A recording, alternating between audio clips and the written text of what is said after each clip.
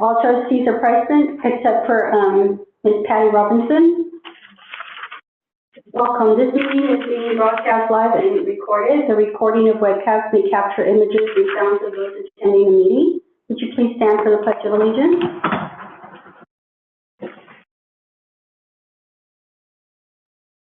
I pledge allegiance to the flag of the United States of America and to the republic for which it stands, one nation, under God, indivisible, with liberty and justice for all.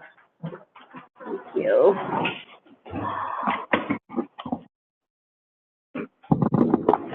Do I have a motion to approve the February 26, 25 regular meeting agenda? A motion to approve. I'll second. Any discussion? Roll call. Sandra? Aye. Tammy? Aye. Valerie? Aye. And aye. Okay, we have our first presentation, Big Brothers and Big Sisters of Central California.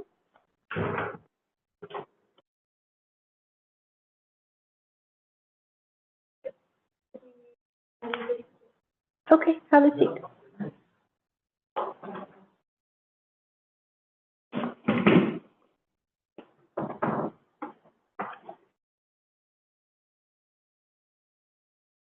All right, hello everybody. My name is Stephanie, program coordinator for Teens in Tulare County.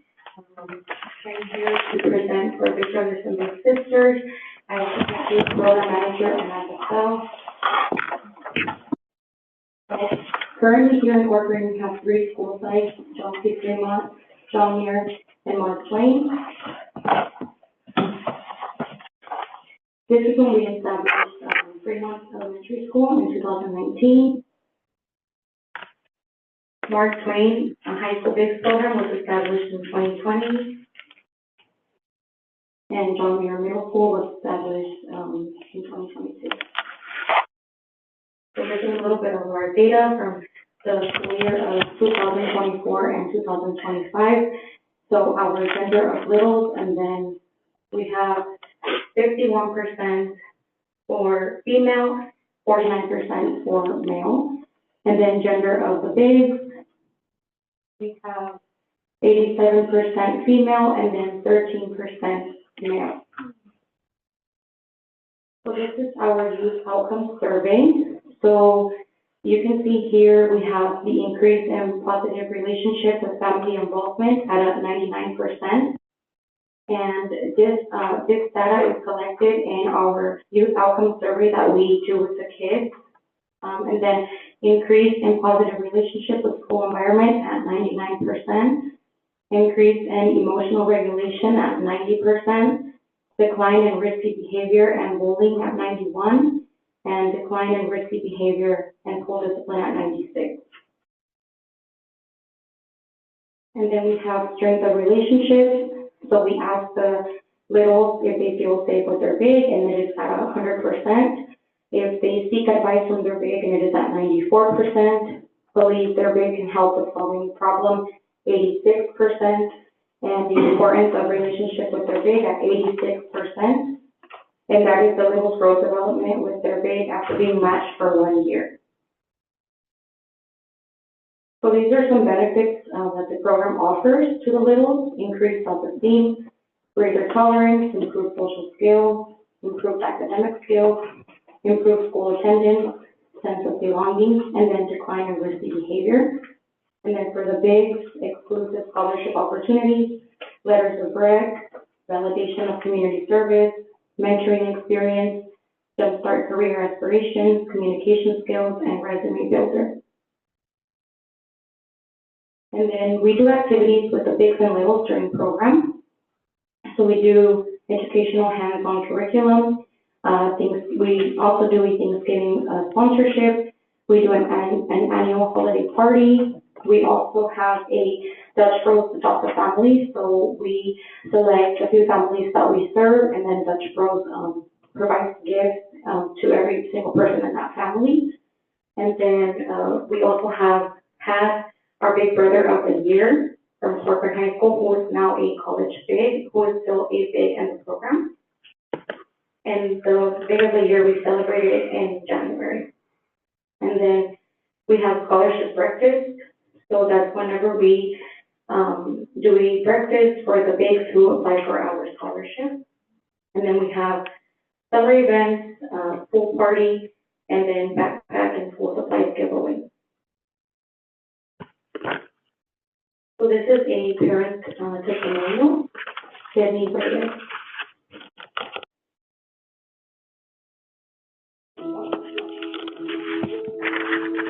He's actually more focused in school. He does look forward to going to the program and spending time with his day. That's something he's interested in, something he likes interacting with other people. And I'm thinking someone that's older than him, he's more influenced with that. Most the impact in his home.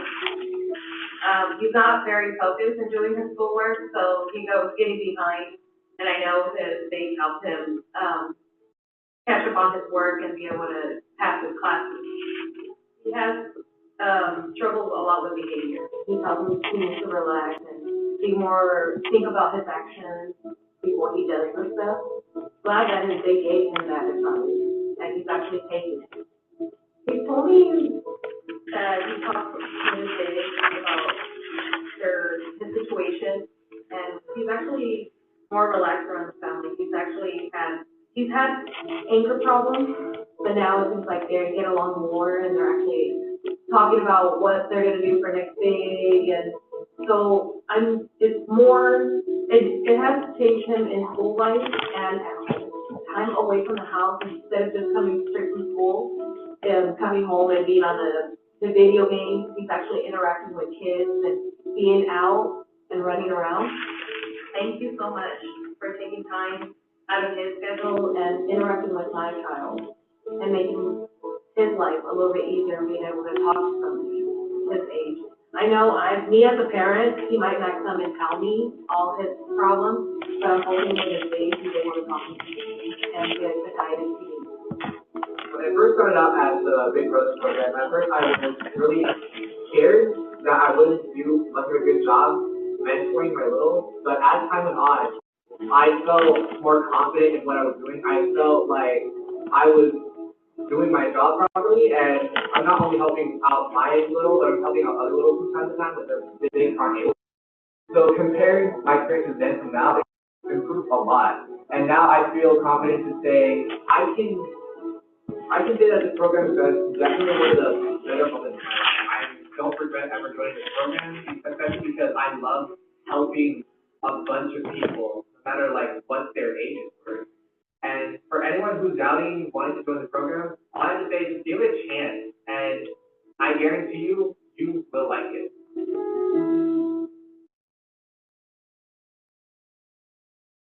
So this was 2025 State of the Year, Burnell Callahan. Our next video will show you a little bit about the celebration that we had to celebrate him for winning Big Brother of the Year.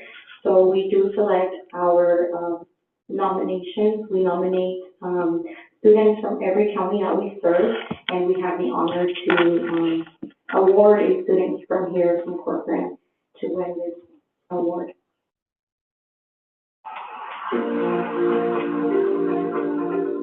We're here at Corcoran Joint Unified School District celebrating the 2025 High School Big Brother of the Year. We're very excited. We just had a wonderful celebration honoring him and his accomplishments. We could have not done it without an amazing partnership here at Corcoran Joint Unified School District. It is one of the outskirt areas in Kings County that sometimes gets forgotten about, and it's wonderful to be here and just be able to support them with the 3 different high school based programs that we have here.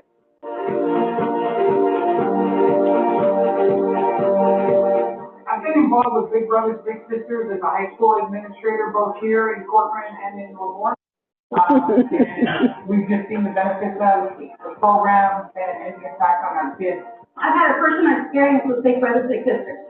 I have a niece and a nephew that are currently in the program, and they're doing really good. So thank you. I think every one of us, even as adults, needs mentors, and a lot of our kids just need an adult or an older person that's a significant influence in their life and a positive influence. And I think at the end of the day, though, we really wonder did the little get the biggest benefit of it, or did the big get a lot of benefit as well?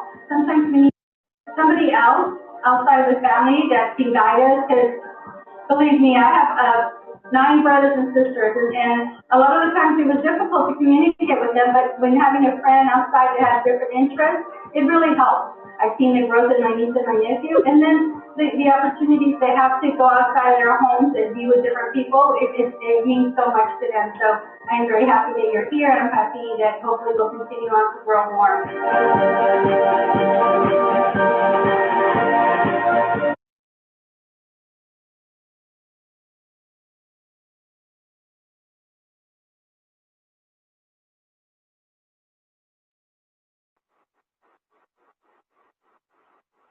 Maybe this class. Okay, for big of the year, we have any words that you would like to say? Oh my God, I don't even know what to say. I guess all I have to say is, it's just been an honor being a part of the Big Brothers program. I enjoy every little moment about this. From the time I started to all the way till now, I would have never expected that I'd make such a big impact on my little and would have received such an amazing honor. So I just wanted to thank the Big Brothers program for awarding me such a great honor. I love this program so much that I will never regret ever joining.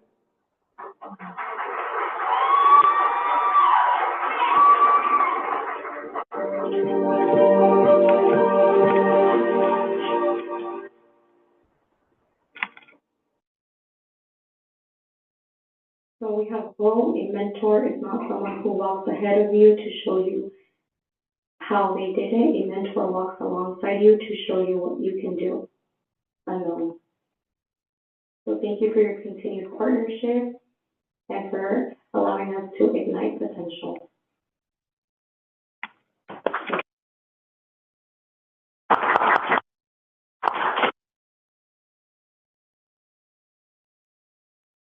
Thank you so much. Thank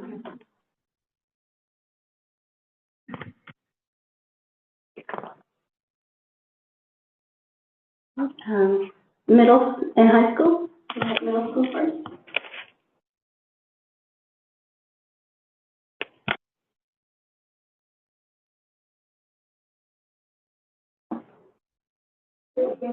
Good evening, board members, district administration, parents, and community members. My name is Susana Avila. I am from Samson's ASD class at John Muir. We at John Muir Middle School, we would like to share what is going on in our campus. On February 13th, the Ag program at JMMS took 35 students to the World Ag Expo. Highlights included were new ag technology, different types of farm equipment, and introduction to different types of ag careers. The Wildcat wrestling team has been busy and successful. The last month, they have 2 girls who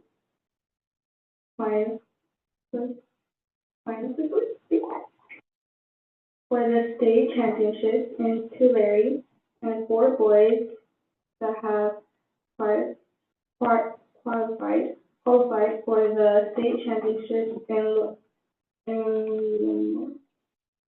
the Wildcat. In basketball, it has been a successful season, and playoffs are now in full swing for varsity. Some highlights are the JV boys ended the season with a 6-4 record, and the JV girls undefeated and finished a 10 out of 0. Varsity boys are 8-3, and the Pioneer in the SAL semifinals on Thursday. Varsity girls are 11-0, and the Kings River Hawks in the SAL semifinals on Thursday. Good luck, Wildcats.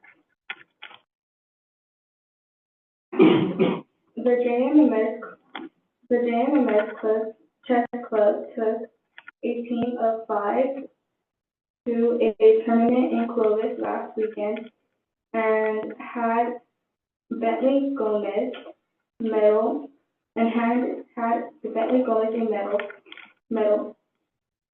They are excited as they now get to host a tournament here in Corcoran at the TLC on March 15th. And finally, CASD testing is quickly approaching as all junior and middle school students and teachers are already getting an early start in their preparation. We look forward to getting a great performance on the test this spring. Thank you for letting me share all of this information with you tonight. Thank you.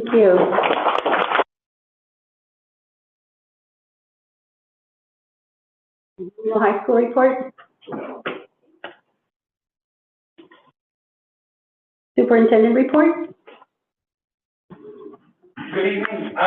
Tonight I just wanted to share the results of our safety survey that we conducted after the conclusion of kind of rotating our safety staff around. We let the survey run for about 3 weeks, and we just wanted to share that with you tonight. Ms. Moreno met with the safety staff earlier this week, and we shared this information with them as well. So the first slide is just basically the number of responses broken down by our sites within the district. We got pretty good response. Fremont was a little bit lower than the other schools, but that's normally what, not that Fremont was lower, but then the other amounts are normally what we get on when we do surveys. Next slide is breaking it down, our 138 responses by classified, certificated, or administration. You can see the breakdown of the responses that we got. The next few slides will just go through some of the questions, and they were yes and no. A lot of them looking at how the respondents felt in certain areas. So the first one was, can you go back? Do you feel the safety staff are approachable and visible during school hours? We got about 81% positive response, and that's usually what you're looking for. If you get 80% or above, that's usually a good sign. So then the next one, do we feel comfortable seeking help from any member of the safety staff? Even higher at 88%, which is again another positive. The next question was, are entrances and exits to the school well monitored? A little bit lower than what we would look for, but we also got a high number of no opinion. So I'm wondering, is that data that maybe just it's people that aren't familiar with, are we monitoring it or not, or they just feel that this didn't pertain to them? But still 25% as a no. That's a pretty high number that I think we want to address that as we move forward. The next one, this question is wanting to get a negative response. So are you worried about the safety staff's ability to respond effectively to emergencies? You want the red or the no to be a little bit higher on this question, but again, it's still lower. I'm wondering, did that information come because the question was the negative? So was it a bad question or not? That's where we're at, but it's still, I think it's part of something we need to consider when we look at the question prior as well. So again, a little bit lower than we want.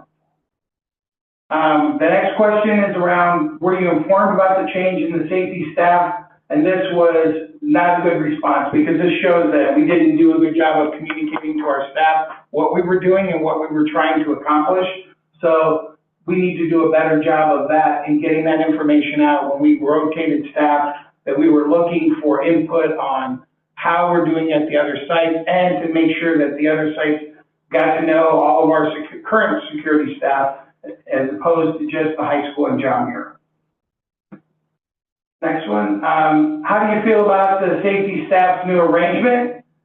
So if you look at extremely comfortable, 42%, 40%, somewhat comfortable. And I think we got this response because we did get some feedback, and you'll see it in the later questions where we get actual short answer, is the elementary schools appreciated having people on staff to help with issues and to be visible on their campuses, especially ones that may not get a lot of attention throughout the day. So I think you see some of the somewhat comfortable or extremely comfortable coming more from elementary. I know there was more questions from the respondents from the high school and junior high, because then they didn't have as many people on campus throughout the day.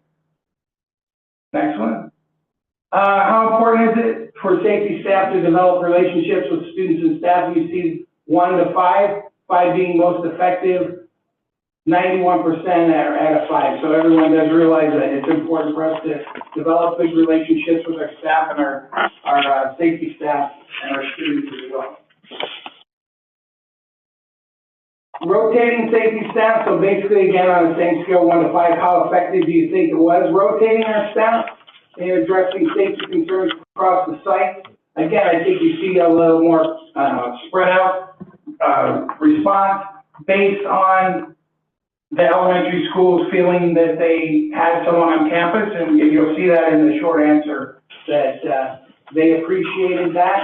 And again, I think the other was the lack of communication, where we probably got a wider response as well, because there were too many people questioning, why are we doing this? Why don't we have safety, our normal safety staff here? You know, why is, so-and-so not at the back gate when I come to school? That sort of thing. So again, that comes back to communication. That's on us as a district.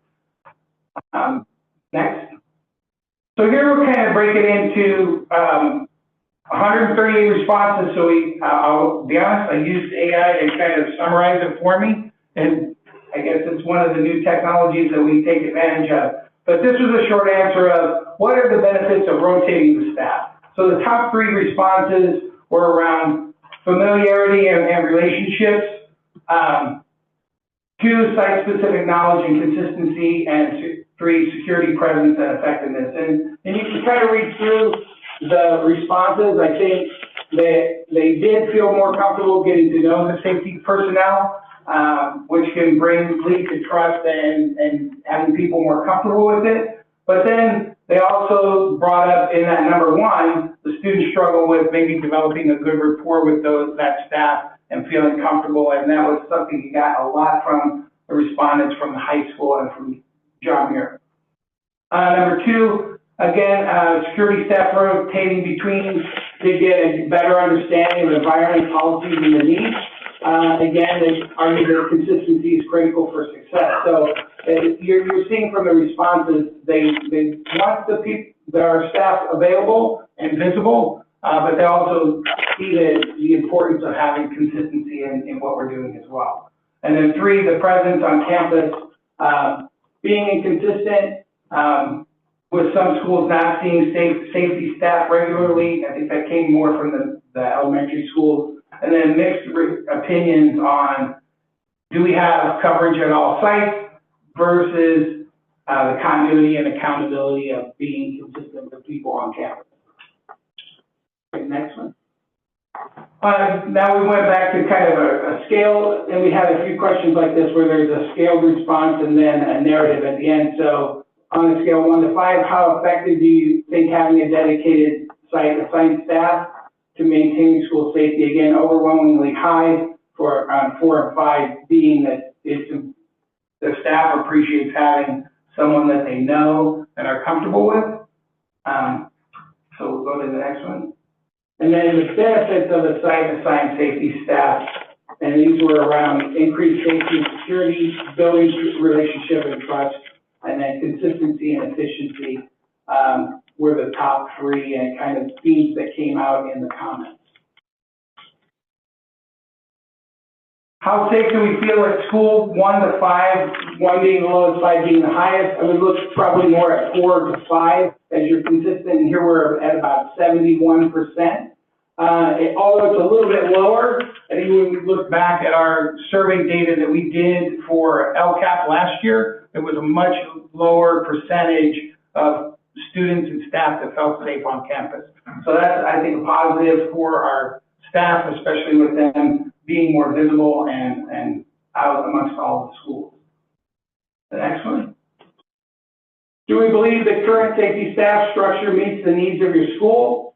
62% yes, 37% no. Again, I think this was more from elementary feeling they wanted to, and you'll see this in the short answers coming up. They felt more comfortable with having people on campus more often to address their needs. The next one, and I think these are the last two questions, and they're both short answers. So this question was, what additional measures or resources that you feel that we can have to improve our safety staff?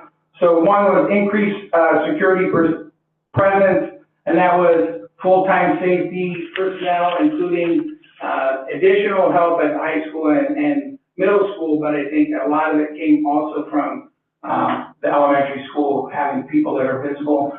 And then that last sentence, security personnel being visible, properly trained and supported by the district. The second one, campus safety enhancements. So we had a lot of input about looking at our fences, our gates, better lighting, cameras, and then controlling the access points. And that goes back directly to that one question about how are we monitoring entrance and exits. So that came out a lot more in this question. They did mention student screening, but I think that's something we would want to look at and weigh before we did something to that level. And the last one, supervision and crisis management. So it's basically around more staff to monitor hallways, restrooms, surroundings, especially in high traffic time, like drop off, pickup, dismissal. So that was a pretty clear theme. And then training and drills and making sure that we have CPI training available to our staff. And that's something we talked about, Ms. Moreno and I did with the safety staff when we met. The next one, this was the last question, is basically, is there anything that maybe we didn't cover that you felt you wanted to share? And so there were three things that came up that were the main themes. Improved communication and transparency. I think that was pretty clear from the one question. We didn't have good communication and sharing with staff what we were doing. And that's, again, like I said, that's on us as a district. We have to improve in that aspect. Two, consistent security presence. And here's where you really came out with the elementary and schools said, like, we need dedicated full-time safety staff on our elementary sites and preschool especially. Again, to maintain stability and be more visible with our schools. And then the last part, proper training and role clarity. So this was the question we posed to our staff our safety staff is, what do you all feel that you need training in? So I think they gave us a few suggestions, but I know they wanted to talk about it a little bit more and then share with us what kind of training that they felt would best benefit them moving forward. So that was the conclusion to our questions. Does anyone have any questions or comments about the survey? Thank you, Mr. Kemp. Thank you. Board of Trustees? I'd like to congratulate the girls John Muir basketball team, being 11-0. That's pretty awesome. Good luck all the way through league, as well as to the John Muir boys basketball team. Also, congrats to the wrestling team with their two girls qualifying to state, and I believe it's 4 boys who are qualifying to state in Loomis, which is near Sacramento. Also, CHS basketball. It was amazing watching them play. Unfortunately, I couldn't make the last game, but thanks to video production, I was able to watch it from my phone. Unfortunately, we took that loss, but they have a lot to be proud of, and so does the school. With that, also, I'd like to congratulate freshman Luke Toombs for qualifying to Masters in wrestling, and for that weight class, it's very difficult for a freshman to make it that far. So congratulations to the schools for your athletics and also for ensuring that the students first, student athletes. Thank you. Thank you. I also want to discuss or talk about the high school. The girls were doing so well as well. I agree. And just again, I think I mentioned this a couple of times already about how important our kids' activities are because it brings the community together.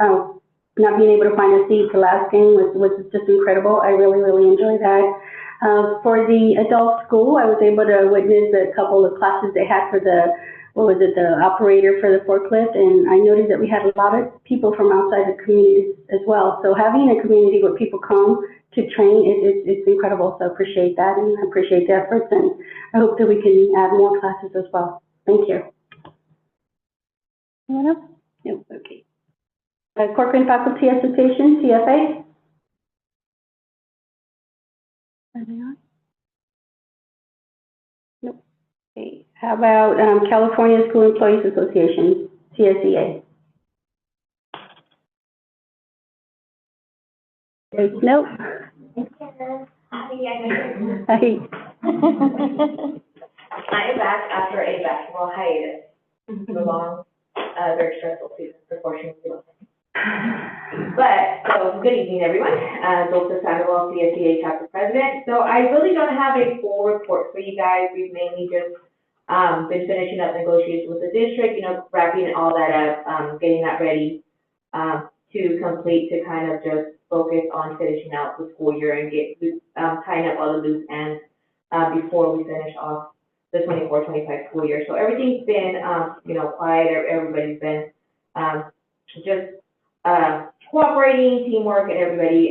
Things have improved. We do need a little bit more improvement on the communication side when it comes to, our site supervisors relaying information regarding, training or different procedure changes and stuff like that with staff. So that does need some improvement. But other than that, I mean, we've had several great meetings with Mr. Jent, with HR as far as issues that we've come across, trying to kind of, as a collective, address them and kind of come to some solutions before they escalate or, they get any further. So for that, we appreciate that continued communication and support. So other than that, that is all I have for you today.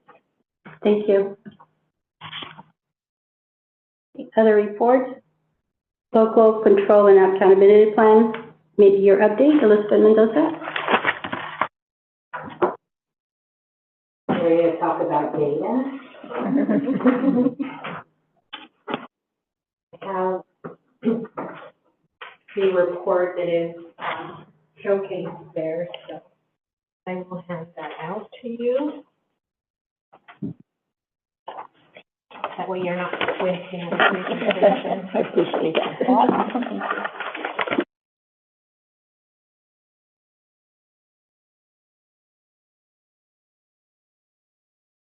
Okay, so every year we are required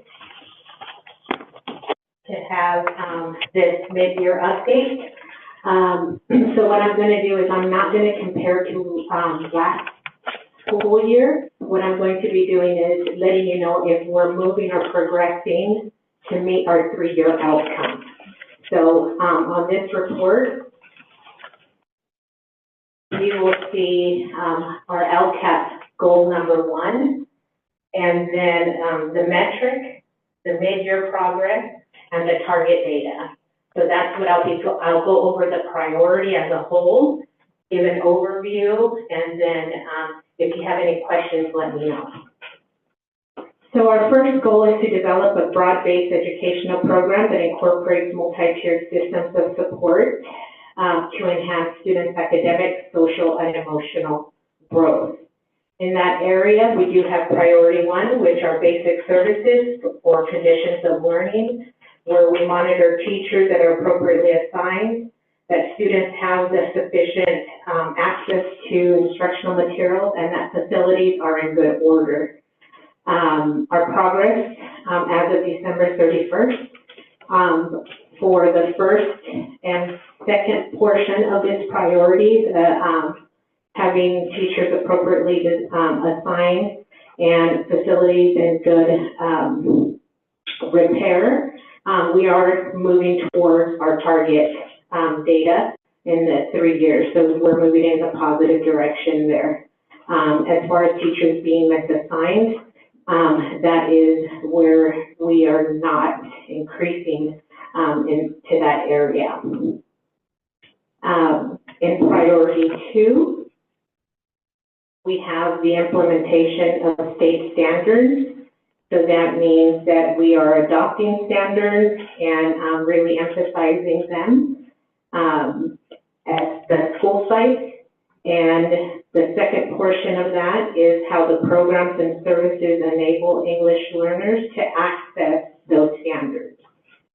The first portion of this priority, we are pending just because we do not survey our site or our administrators as to how well they are progressing in working with the standards and with their staff until this month. So at the end of this month, we'll have a full report, and that will be noted in the LCAP. In school services, access and enrollment in courses, we have 100% of our English learners assigned appropriately to classes. If they weren't getting services, we did correct that. And we did find a couple that did not have ELD services at some sites, and those were corrected. Priority 4 is the HESD priority. So that has 1, 2, 3, 4, 5, 6, 7, 8 different components ranging from our statewide assessments, the percentage of pupils who satisfy the requirements for UC or CSU, the percent of pupils who successfully complete a CTE sequence, a percentage of pupils who successfully complete courses that are requirements for entrance to the UC or CSU program and a CTE program, so they have to do both.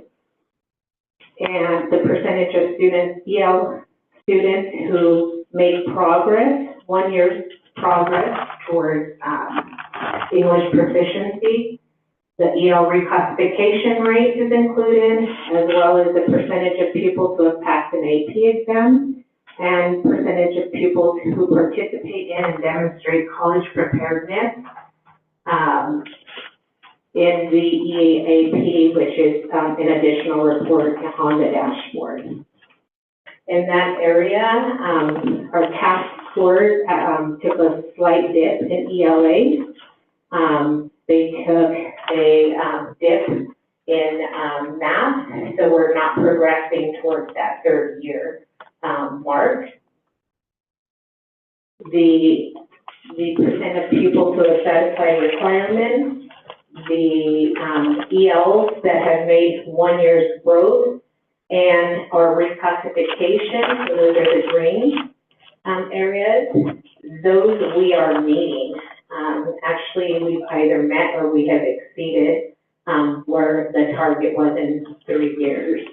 So that's B, E, and S on priority 4 on your second page. We are also not moving towards progress in the areas of students satisfying requirements for CTE, for UC, CSU, and CTE programs. The percentage of pupils who have passed an AP exam and not making progress for pupils who participate in and demonstrate college preparedness on that additional report for college and career readiness. And what we have noticed is that the high school is moving in that direction, but our alternative ed high schools are not. So that's where the dip for the district is taking place and why we are not progressing in that area. For priority 5, which is at the bottom of that second page, it's all about pupil engagement, school attendance rates, chronic absenteeism, middle school dropouts, high school dropouts, and high school graduation rates. The first one, school attendance rate, that is in progress. So we do not have a percentage, because P2 is not until April. So, but I know we are in the 90s as far as 92, 93% in attendance currently. And our target at the end of the year, in 3 years, is 96%. So we've come a long way from the low, mid, and high 80s after COVID hit to recovering our attendance rate. So we're pretty proud of that. What we are also proud of is that chronic absenteeism rate. We are progressing towards that. We're not at 10%. That's where we were prior to COVID, and most California schools were in a similar situation. But we have decreased that, and so, decreased the chronic absenteeism to 21.9%, which is better than where we were last year and even a couple of years ago. So we're trending in the right direction. As far as our middle school dropout rate, we want to be at 0, but we do have one, and I think it has been a trend where one student doesn't enroll in a school after leaving the middle school. So they might just leave and we are unable to enroll them in the next school year, which isn't uncommon. So it could be that they also moved and are not in the California tracking system, which is CalPANS, where we determine, and they're not answering our calls. So because we don't know if they enrolled in that 9th grade year here in California under CalPANS, if it's another state and we can't get in touch with them and they're lost, that would count against us as a dropout for not knowing or being, or the parents notifying us. So we do make a lot of efforts to have our community contacts, administrators and other personnel at the school sites track our students from middle school to high school, or from any school that's with us to another school. Our high school dropout rates are at 9%. That is caused, again, not by the high school. I believe the high school has a 0.98%, so less than 1% dropout rate. The dropout rate this prior year was at the alternative school site with a 75% dropout rate. Our high school graduation, we're targeting 90.5% in 3 years. We also took a hit there. And not trending in the right direction. Again, Corbin High School is doing well, but our alternative sites are in the areas where graduation is declining.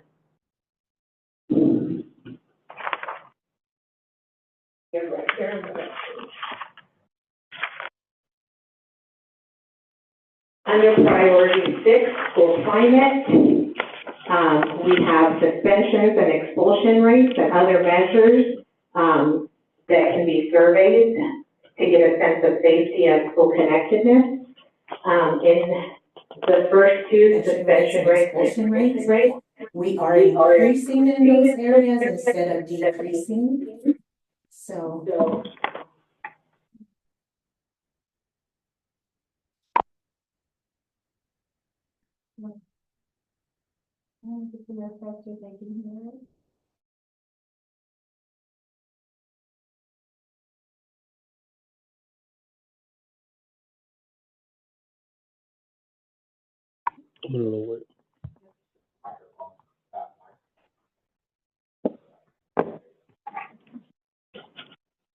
So, like I said, and this is a combination of increased rates, suspension rates at all schools. So, not at all schools, but at some of our schools. Our expulsion rate the same. So we're trying to move that to 0.1%, where we had it before. far as the other measures and surveys, those will go out in March, so we do not have any measure to report as of mid-year. And in our final priority for goal 1, we have course access, which is the extent that we're providing a broad course of study. That means electives, core, CTE programs, visual and performing arts, etc.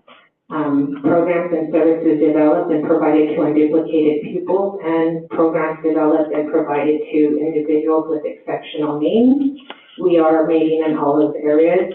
All students at Corporate Unified have the same access or are provided an alternative to that access if something is occurring or preventing them from accessing that broad course of study, which means they can all enroll in English, they can all enroll in a CTE program. They are all given the opportunity to enroll in visual and performing arts. They all have PE and whatnot, or given access to have those classes. So as far as expenses, you'll notice the blue columns are broken up into non-personnel and personnel with all 10 actions for our goal 1. We have spent in the green, which is currently as of December 31st, 2024, we have spent $5,887,471.88 out of in the gray column, what we have budgeted for the year. So, so we are moving in the direction of spending in that area. Where you see the dashes, for example, on 1.3, and the dashes are all across, it's because we have not made any expenditure in that line, but hopefully this month and moving forward we will. That is a position that we hope to fill by the end of the week.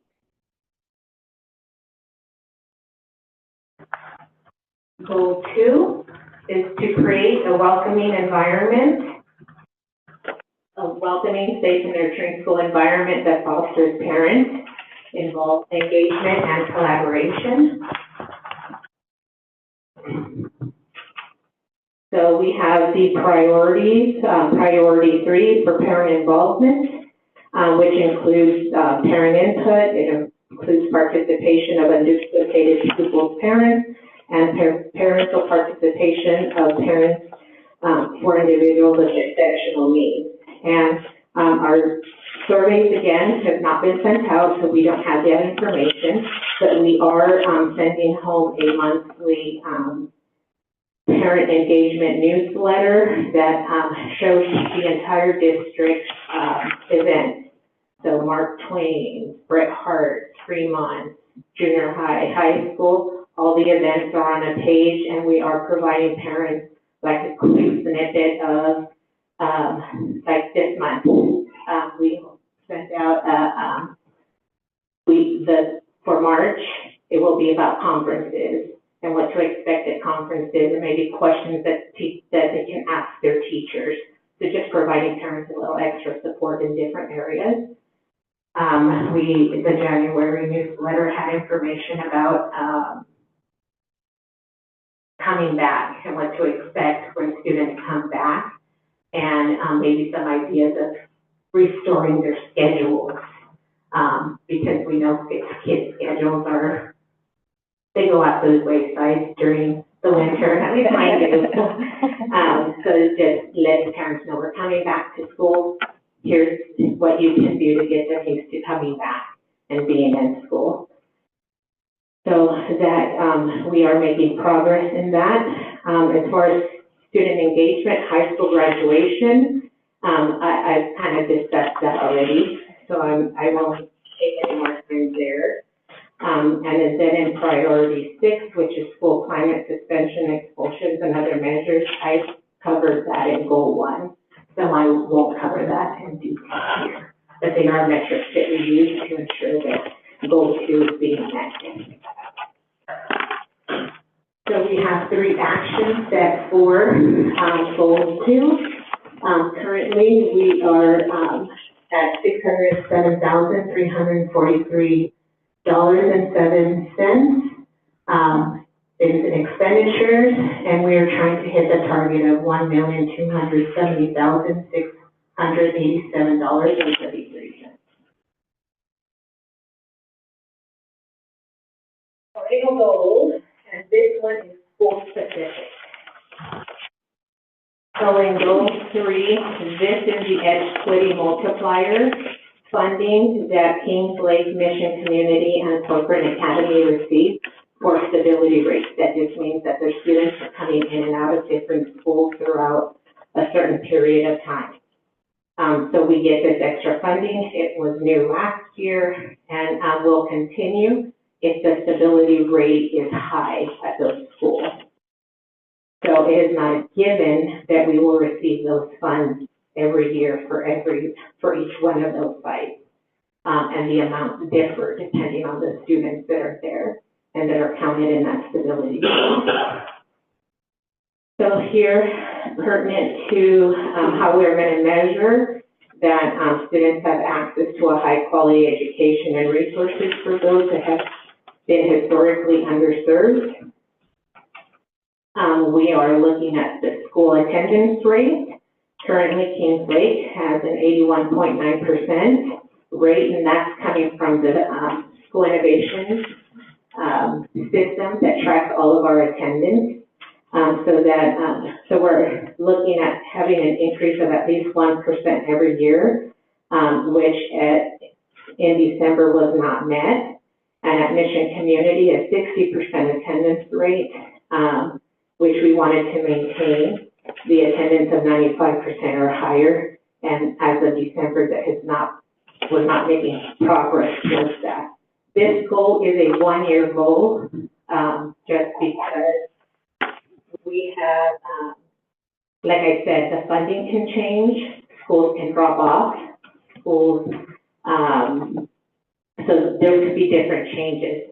So when you look at this CalCAP at the end of this year, it may not be the same goal for those 3 schools because now we have been given more specific direction on writing a SMART goal as the goal and then targeting specific student groups within that. So any action will have to, will be targeted in those areas, but that direction was not given this past year. So this is why the goal is not very specific, it's broad, and we're trying to shore it up. So I've discussed the graduation rate under goal 1 earlier, with Kings Lake having a 48.2% graduation rate, which is a decline of 11%. Mission and Corporate Academy do not have data just because of the size of the students. It has to be 11 or more enrolled. So there wasn't enough data. And for suspension rates, again, for Kings Lake was at 46.4%, which means an increase of 40.8% in suspension there. And Mission Community Day School, 33.3% suspended at least once, which is a decline of 8.8, which did not meet the 10.7%. Corporate Academy did not have any suspension, so on the dashboard you see a maintained 0. Within this goal, we have not made any expenditures, but we hope to have expenditures from now until by the time we finish developing the 25-26.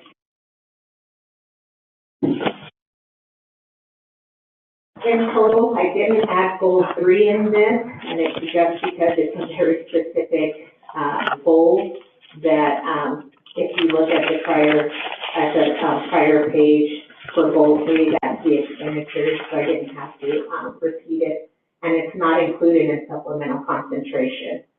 So as of today, $6,494,814.95 spent.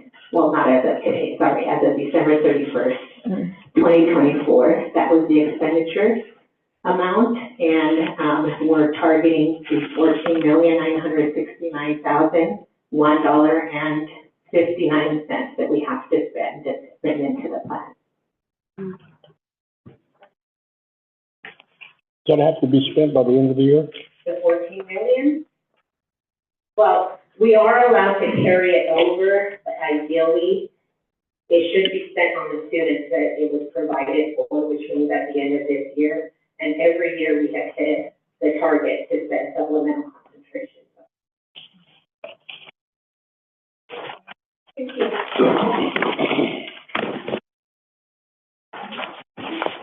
Okay, public comments. Members of the public wanting to provide public comments on items listed on tonight's agenda, we recommend you fill out the public comment form on the table in the forum and hand it to Gina Gonzalez before the item comes up to the agenda. We recommend you complete a separate form for each agenda item you want to comment on. Members of the public providing public comment, please use the microphone on the podium in the middle of the boardroom.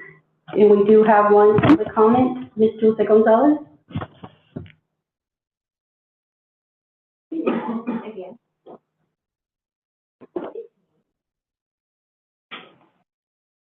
Hey, good evening. Can you hear me? Can you push the button, please?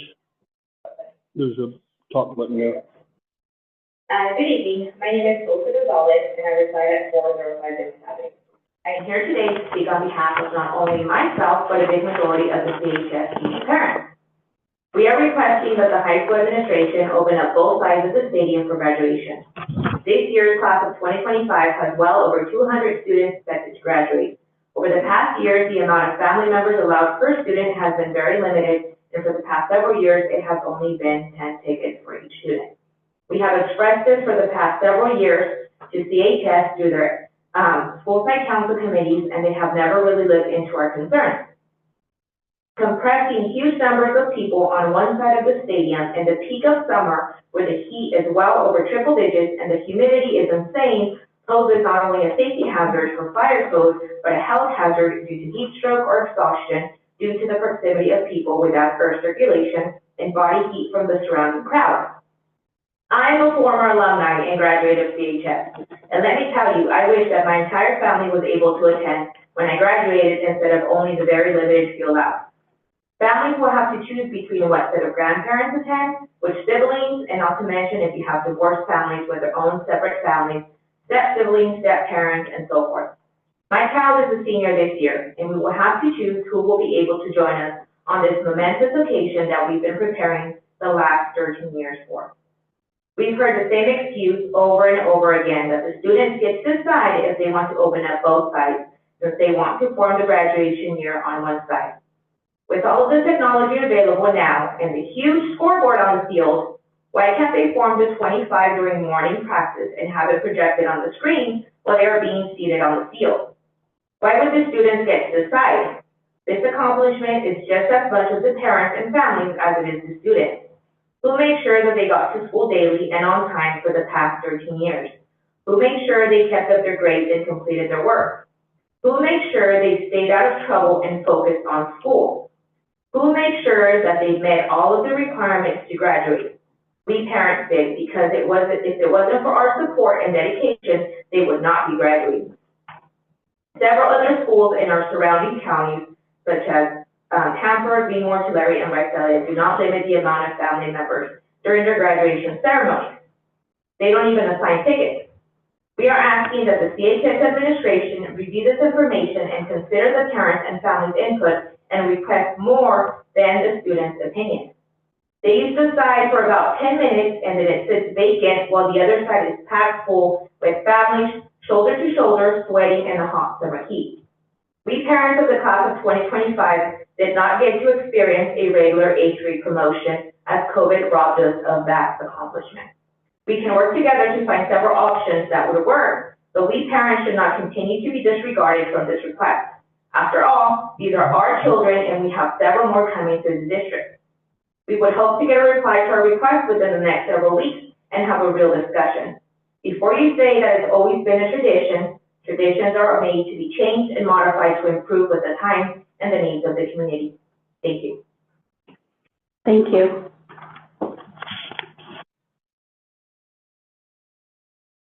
Action items, consent agenda. Do we have a motion to approve the consent agenda items? I motion to approve. Any discussion? Wait, roll call. Sandra? Aye. Sammy? Aye. Valerie? Aye. Patty? Aye. And I.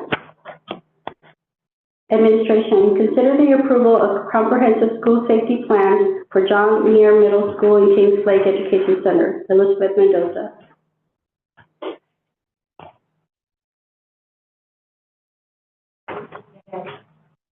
These are the additional two plans that we needed to pass by March 1st. So we're bringing them to you. They're very similar to the plans that were brought forth the last year. Do you have any discussions on them? Do I have a motion? I motion to approve. Oh, second. Roll call. Sandra? Aye. Sammy? Aye. Valerie? Aye. Patty? And I. Consider the approval of the school plan for student achievement for John Muir Middle School. Again, Elizabeth. Yes, so this is their plan from our comprehensive school that talk about how they're going to spend their federal funding, which is Title I. So this is the last of the school plans that we have for the comprehensive school. Do you have any discussion on it? Do I have a motion? Make a motion to approve. Okay, roll call. Sandra? Aye. Sammy? Aye. Valerie? Aye. Patty? And I.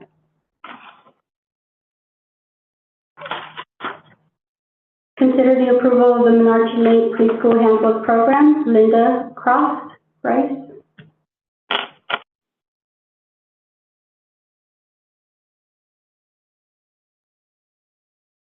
Good evening.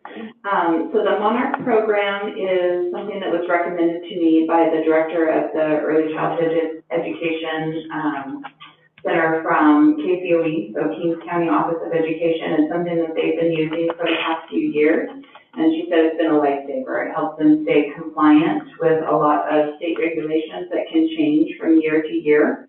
So it's a program that provides a template for a handbook and has everything that CDE requires for us to put in our handbook. So it's something that would be helpful for us to stay current and following regulations.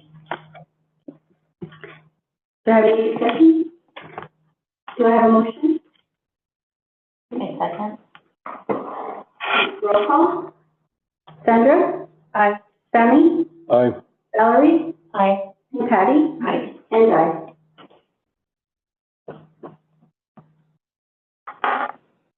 Consider the approval of the Solution Tree Purchase Agreement. Charles Jens? Yes, this is a quote from Solution Tree. This is what we wanted to do is we have several different vendors this year providing professional learning for MPSS, PLCs, PBIS. We want to combine all of those into just one order and do that with Solution Tree. It is a consultant that we're currently working with, but instead of contracting out with different people and getting mixed messages, we want to have this all under one umbrella so that we can then develop our guiding coalition that would hopefully include our classified staff as well, and then move forward with our current work with our PLCs and that we're doing with each site right now. Any discussion? Do I have a motion? I motion to approve. Second. Roll call. Sandra? Aye. Sammy? Aye. Valerie? Aye. Patty? And I.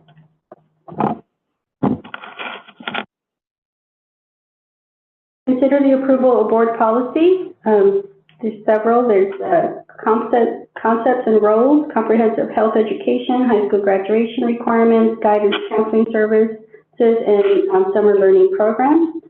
Make a motion to approve. I'll second. Roll call. Sandra? Aye. Sammy? Aye. Valerie? Patty? And I.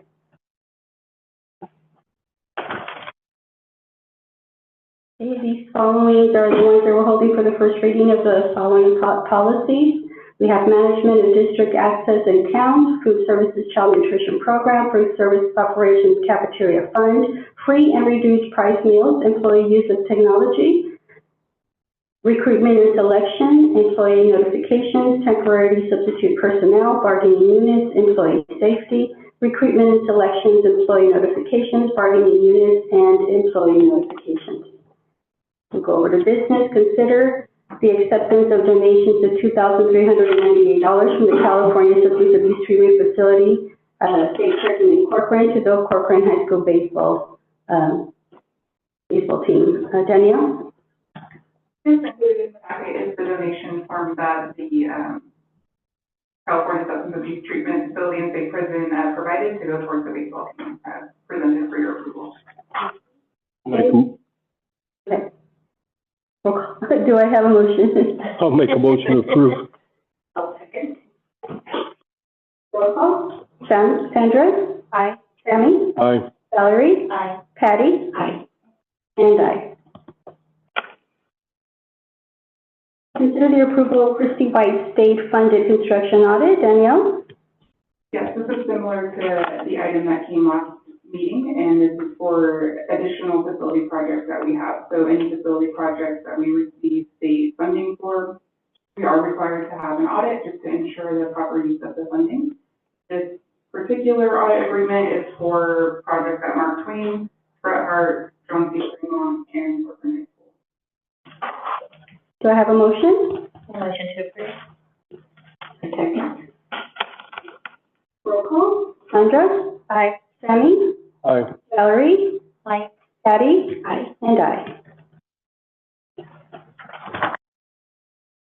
Consider the approval of the Corcoran High School Science Building Modernization Change Order Number 13. Danielle? We are nearing the end of the project for the science building modernization, so hopefully we won't see very many more receipts. This is a change order request to level the floor to allow for adequate door height. There were a few other alterations in the building, so it required an additional included in the packet for your approval. Thank you. Any discussion? Do I have a motion? Motion to approve. I second. All right, roll call. Sandra? Aye. Sammy? Aye. Valerie? Aye. Patty? Aye. And aye. Resolutions. Consider the approval of resolution number 1393, non-reelection of probationary certified employees. Rebecca? As we plan for the next school year, we are carefully reviewing our staffing needs and overall district priorities. The Education Code 44929.21 subdivision B allows the district to present resolutions to the governing board to move forward with non-reelected certificated employees for the upcoming school year. So there are two resolutions being presented to you this evening. While these conversations and decisions are never easy, they are made in the best interest of our students and the overall effectiveness of our school. So we will ensure that the proper notifications are made in accordance with district policy. Any discussion? Do I have a motion? Make a motion to approve. I'll second. Roll call. Sandra? Aye. Sammy? Aye. Valerie? Aye. Patty? Aye. And aye. Consider the approval of resolution number 1394, non-reelection of probationary certified employee, and Rebecca spoke about it. Do I have any discussion? Do I have a motion? I move to approve. I'll second. Roll call. Sandra? Aye. Sammy? Aye. Valerie? Aye. Patty? Aye. And aye.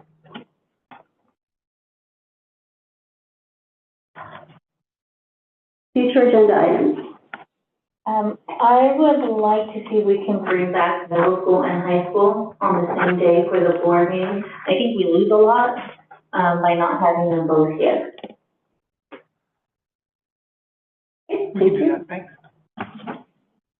Meetings, regular board meetings, scheduled for March 12th at 6, March 26th also at 6, April 9th, and April 23rd, all at 6. Identifying the closed session topics. The following topics have been identified for closed sessions: duty matters and personal matters. Public comment on closed session items.